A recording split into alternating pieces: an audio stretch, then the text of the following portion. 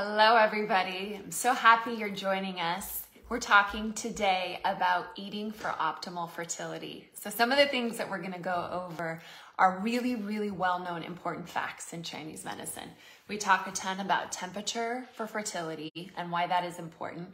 We're going to talk a lot about what foods to eat and what foods not to eat, and then go into diets and dietary restrictions. So many people ask me questions about what diets they should do, and I do not believe in a one-size-fits-all. So I'll go into a bit of detail about some of the things that are really important for those of you watching tonight, and if you have any questions along the way, please let me know. I always love answering your questions and can help really customize this approach to you.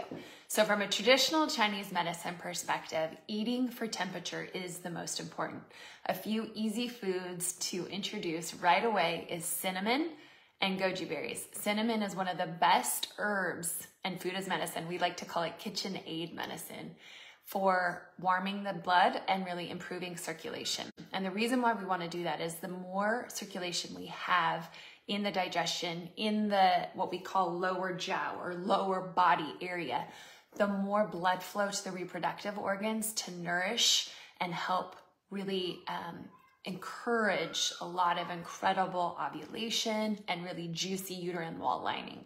So cinnamon is one of the best ways to do that straight out of the gate. The other things to do is to really incorporate warming foods like hot teas and soups. And you'll hear me talk about this incessantly. It is so important. Really incorporating things that have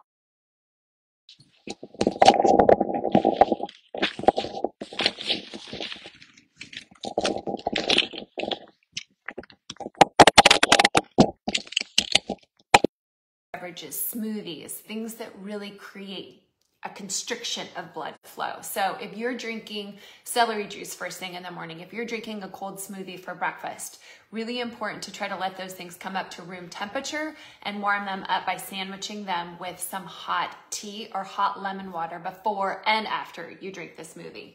There's also foods that deplete the blood. Foods that deplete the blood are things that constrict. We need to avoid greasy foods, French fries, anything that's been like greasy, fried, fatty foods that are really difficult for the gallbladder to digest. It's tricky because nutrition facts don't often include information on a food's ingredient list, but using sunflower oil and safflower oil are really not so great when you're trying to make sure to avoid greasy foods. So warming foods, avoid cold, and then incorporating things that really warm the womb. So if we're doing cinnamon, if we're doing eggs, if we're doing anything that really brings a lot of yin and blood flow to the body, you can imagine foods that mirror it. Say for instance, you're looking at a walnut. Now a walnut looks like the brains.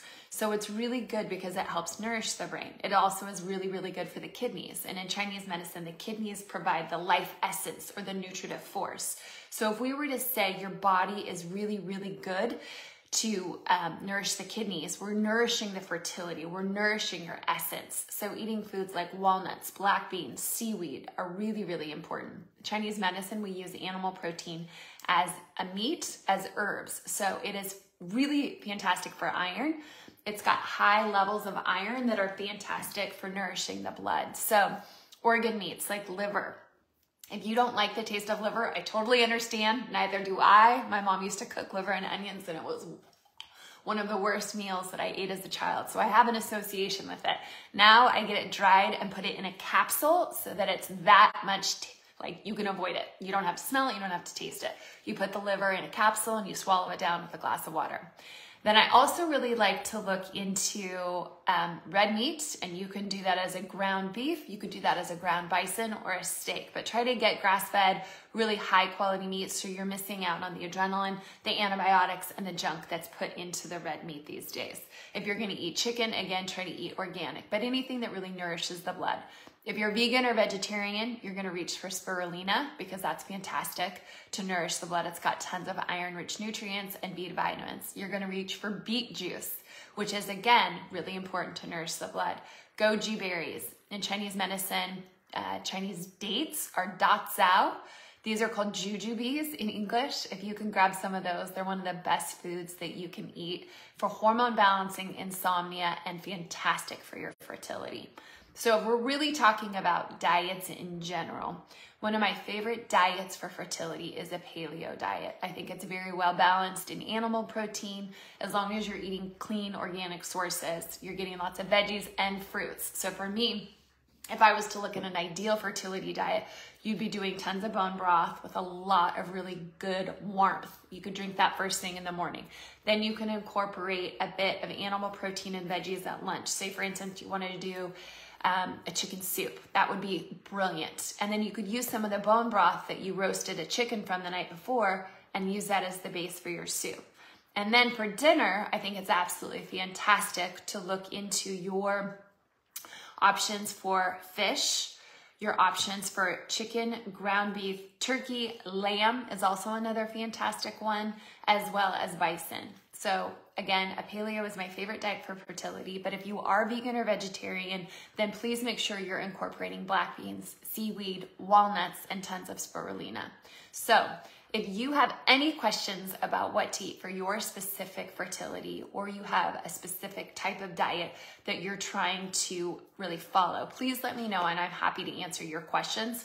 From my perspective, if I could ask you to avoid two things, it would be sugar and gluten. Gluten is one of those that really creates a lot of inflammation in the body. And because there's a lot of cephalotoxins stored in our wheat these days, when the wheat is in the silo, it takes a little while before it's made into a product. And unless you're eating heirloom grains or something that has less processing time, then you're being exposed to things that aren't necessarily good for your overall system. So avoiding the inflammatory factors is super important. So avoiding sugar, avoiding dairy, really important. If you don't do well with gluten, avoid the gluten because again, that's an inflammatory factor.